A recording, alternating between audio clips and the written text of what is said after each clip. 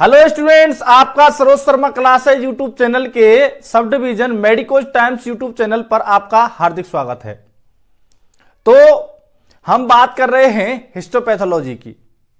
Histopathology की जब हम बात कर रहे हैं तो हमारा चैप्टर चल रहा है फिक्सेशन। पिछले जो वीडियो है या लेक्चर है उसमें हमने बात की थी क्लासिफिकेशन ऑफ फिक्सेटिव या फिक्सेशन, यानी कि जैसा फिक्सेशन है उसमें कौन से प्रकार का फिक्सेटिव काम में लिया जाता है। तो उसमें हमने 4 प्रकार के क्राइटेरिया बताए थे जिनके ऊपर हम फिक्सेटिव को कैटेगराइज करते हैं या फिर उनको क्लासिफाई करते हैं। ठीक है, तो उसमें हमने सबसे पहले जो लिया था कि जो फिक्सेटिव है उसका नेचर क्या है। उसके नेचर के आधार पर हम जो फिक्सेटिव हैं या फिक्सेशन हैं उनको किस प्रकार से कैटेगराइज करते हैं, क्लासिफाई करते हैं। तो हमने बताया था कि हम जो आगे की वीडियोज हैं उनमें इनको डिस्क्राइब करेंगे। तो type of fixation fixative based on nature of fixation, fixation के नेचर के आधार पर हम क्लासिफाई कर रहे हैं एज। तो उसमें पहला है इमर्सन फिक्सेशन। तो जैसा फिक्सेशन है वैसा ही फिक्सेटिव हम कह सकते हैं। ठीक है, तो इमर्सन फिक्सेशन क्या होता है? जब आप लेबोरेटरी में जाएंगे तो लेबोरेटरी में जाने पर आपको जो फिक्सेशन का टाइप जो मिलेगा वो इमर्सन वाला मिलेगा। हर कंडीशन के हिसाब से जो फिक्सेशन है वो अलग अलग चीजों को देखने के लिए अलग अलग यूज किया जाता है। ठीक है, चलिए, तो ये क्या है इमर्सन फिक्सेशन। इसमें क्या होता है कि this is the commonest way of fixation in laboratories. In this technique the whole specimen is immersed in the liquid fixative, such as tissue samples are immersed in 10% neutral buffered formalin or cytology smear in 95% ethyl alcohol। तो immersion जो fixation है उसमें क्या होता है कि after the operation जो tissue है हमारे लिए मिला है उस टिश्यू को हम क्या कर रहे हैं कि कोई फ्लूइड है या कोई फिक्सेटिव है कोई जार में रखा हुआ, उसमें हम उसको पूरे को डाल रहे हैं और उसको दबा रहे हैं। ठीक है, तो ये इस प्रकार का जो फिक्सेशन है वो किस में किया जाता है? इस प्रकार का फिक्सेशन किया जाता है लेबोरेटरीज में कॉमनली, और इसे क्या कहते हैं हम? Immersion fixation.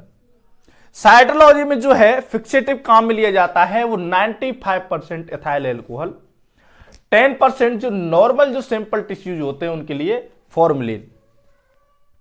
ठीक है, तो ये हमने बात की इमर्सन फिक्सेशन के बारे में।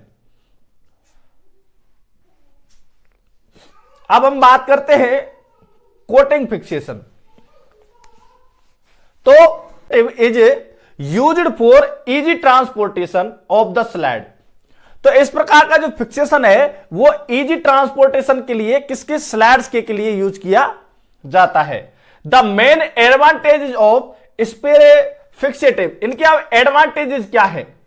इसको यूज करते हैं हम स्प्रे फिक्सेटिव को, उसके एडवांटेजेस क्या हो जाते हैं? पहला तो ये हो जाता है फिक्सेशन ऑफ सेल्स, जो सेल्स होती है उनका फिक्सेशन हो जाता है। ठीक है, to impart a protective covering over the smear, जो स्मीयर बनाई है उस पर हम स्प्रे करते हैं फिक्सेटिव का, तो उससे क्या है एक कवरिंग बन जाएगी। ठीक है, no need to carry liquid fixative in बोतल और जार। तो इसमें स्लाइड जो बनाई है उस पर स्प्रे फिक्सेटिव हमने डाला है, अब इसके लिए हमको जार की या लिक्विड के भरे हुए की उठाने की जरूरत नहीं है। एक साथ हम एक ही बॉक्स में, स्लाइड बॉक्स में कई सारी स्लाइड्स को स्प्रे फिक्सेटिव मार करके ले जा सकते हैं। तो ये है कोटिंग फिक्सेशन। इसके हमने क्या है स्प्रे फिक्सेशन के ये क्या है कुछ जो एडवांटेजेस हैं वो हमने देखे। अब हम देखते हैं कि हमने जो स्प्रे किया है इसमें क्या बनी है? कवरिंग बनी है। इसके बारे में बात करते हैं। The spraying over the smear should be smooth, ये कैसी होनी चाहिए, स्मूथ होनी चाहिए, स्टडी और स्टडी होनी चाहिए। And optimum distance of 10 to 12 inches should be maintain between the nozzle of the spray and spear. अब ये स्लैड है, अब ये स्लैड जो बनी हुई है, इस स्लैड पर आप बिल्कुल भी सटा करके इस प्रकार से स्प्रे नहीं करना है।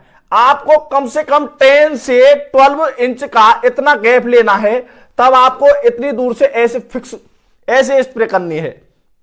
आगे बात समझ में कैसे करनी है, ऐसे इस प्रकार से करनी है। और ये क्या होनी चाहिए, स्मूथ होनी चाहिए, स्टडी होनी चाहिए।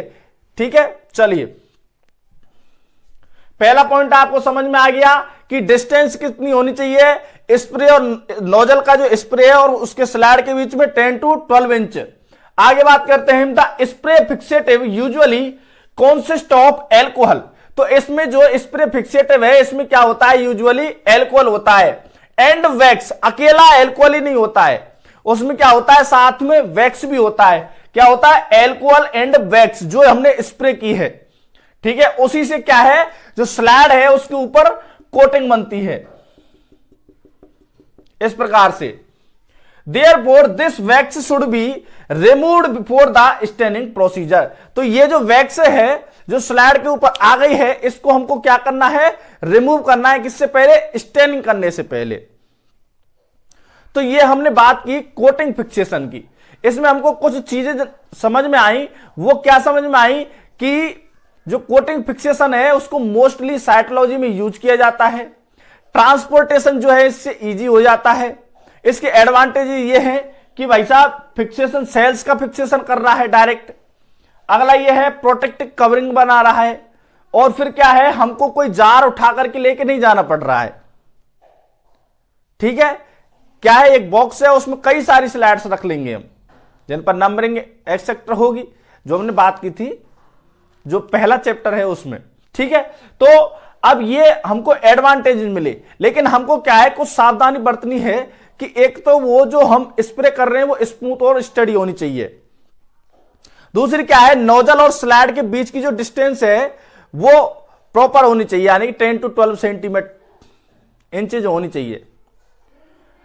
और क्या है, अब जब भी आप स्टेनिंग स्टार्ट करते हैं उससे पहले क्या है, आपको उसको वैक्स को रिमूव करना पड़ेगा, क्योंकि जो स्प्रे फिक्सेटिव होता है उसमें एल्कोहल के साथ में क्या होता है, वैक्स होता है, जिसकी क्या है, वो कोटिंग बनती है।